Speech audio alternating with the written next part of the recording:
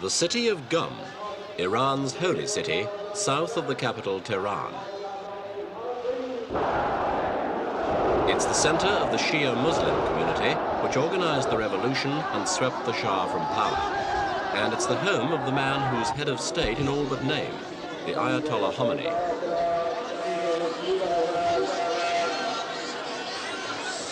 Khomeini still draws the crowds, though they aren't as big as in the early heady days. Voices of criticism are being heard, but he remains fully committed to his chief pledge, to make Iran a truly Islamic republic as soon as possible. The Ayatollah's plan was overwhelmingly approved by a 98% popular vote in March. A new draft constitution has now been published. Throughout it, a total commitment to Islamic values is evident, and it's the vehicle through which the Islam dream could become reality. Khomeini's supporters are delighted. His critics have complained of indecision in the past. One man who has been taking firm action is the Ayatollah Khalkhali. It was he who announced he was sending armed guerrillas on a mission to assassinate the Shah in his exile. He is also the power behind the Islamic revolutionary courts held in the mosques, which have dominated Iran since the revolution.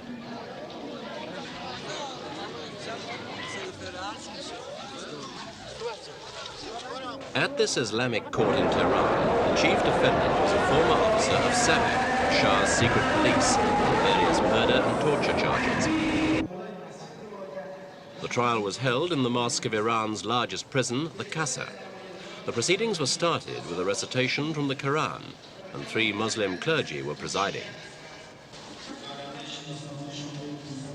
The defendant confessed his crimes while insisting that he had to act under orders, but a death sentence was widely expected.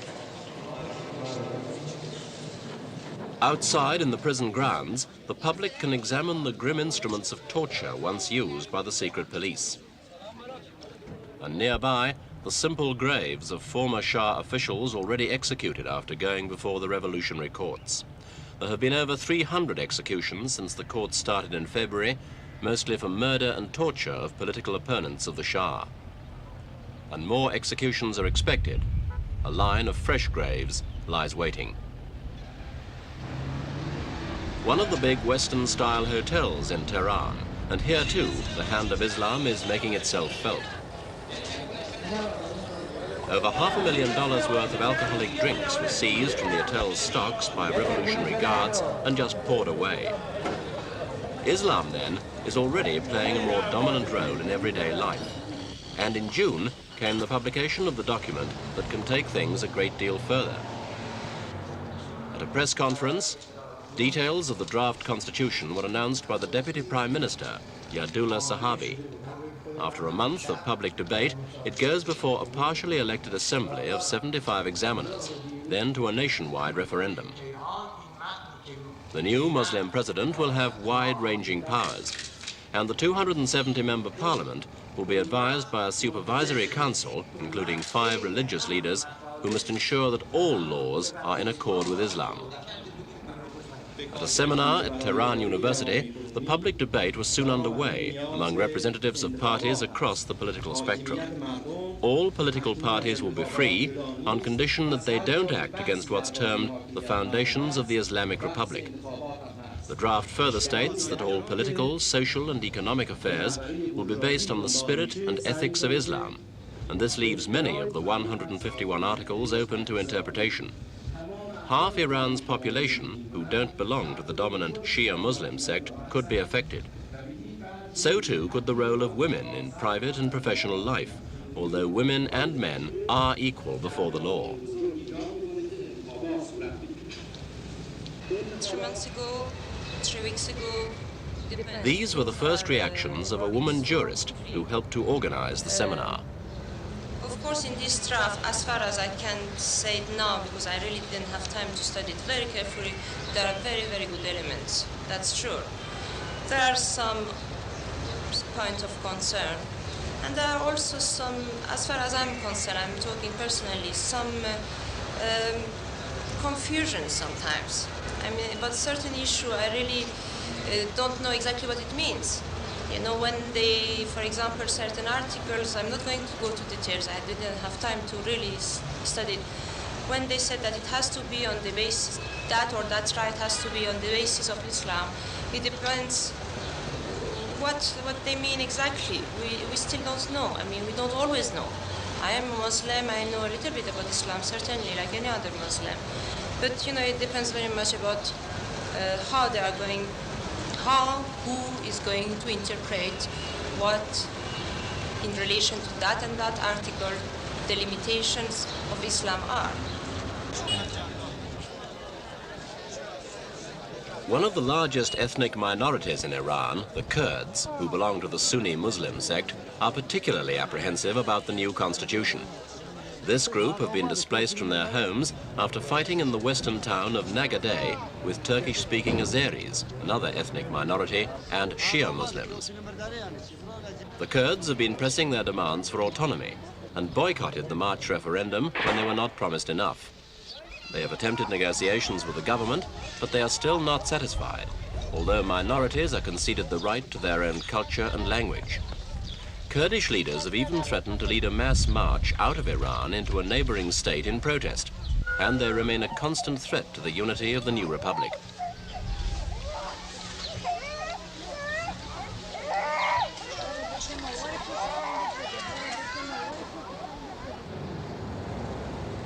On the economic front, the government has other problems. In June, foreign banks were nationalized, and then all foreign insurance companies.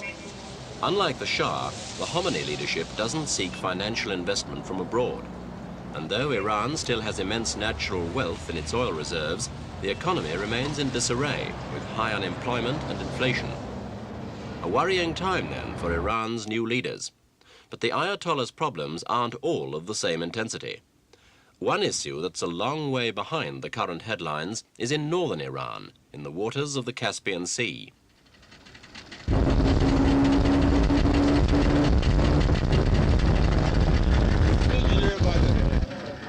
These fishermen go out into the Caspian Sea practically every day of the year, partly because they can find no other work, and partly because of a breakdown in general law enforcement in remote areas since the revolution. In fact, they're fishing illegally. The nets have an unusually large mesh, and it's a big fish they are trying to catch. It's a sturgeon, and the delicacy produced from the eggs of the female is caviar.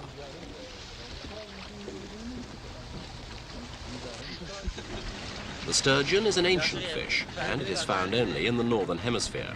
It grows to a large size, frequently 2 or 3 meters, and can live to a great age, over 200 years in some cases. There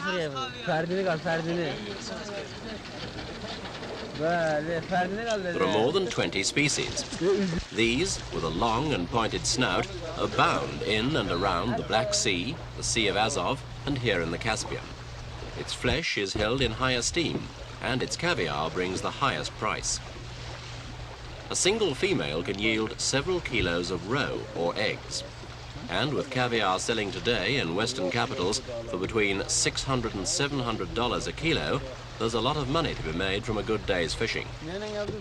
These fishermen, though, will get only about $20 a kilo selling it locally and illegally.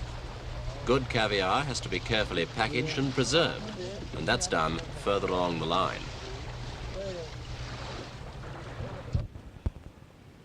One place where the preserving and packing is guaranteed is at the state-owned Shilat company in Bandar Anzali. Until the fall of the Shah, it was called Bandar Pahlavi.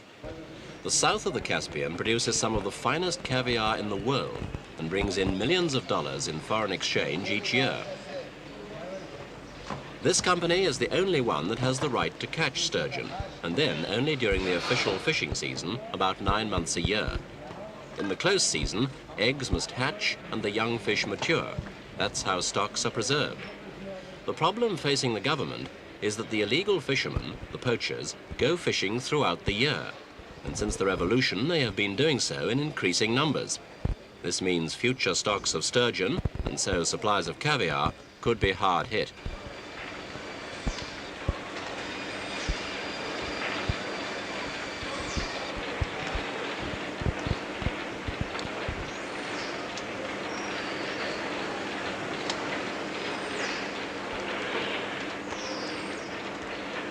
The Shelat factory receives an average of 25 sturgeon a day during the fishing season. A single female can yield over 10 kilos of caviar, and so when there's been a good catch, the surplus fish are stacked in a refrigerated area. They can then be processed later, out of season.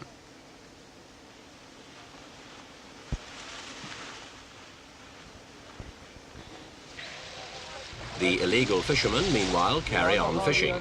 Compared with the Shelat rate of 25 fish a day, the poachers are estimated to be taking 500 a day between them.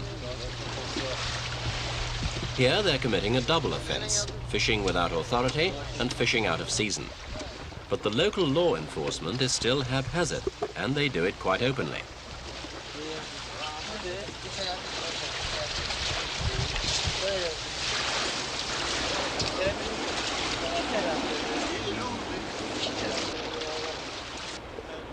One of the fishermen was quite willing to speak with our reporter.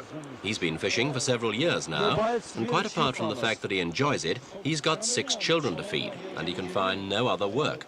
So, until Tehran makes a move to stop him, he intends to go on fishing. In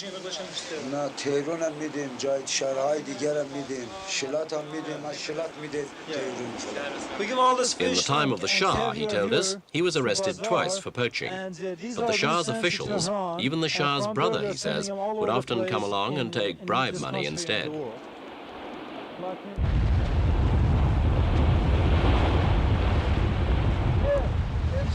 The authorities are hopeful that they can cut down the poaching in the coming months as an effective local police force is built up again.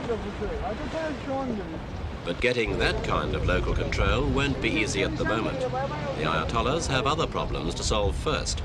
So, for a while at least, the poachers are safe and the sturgeon are still in danger.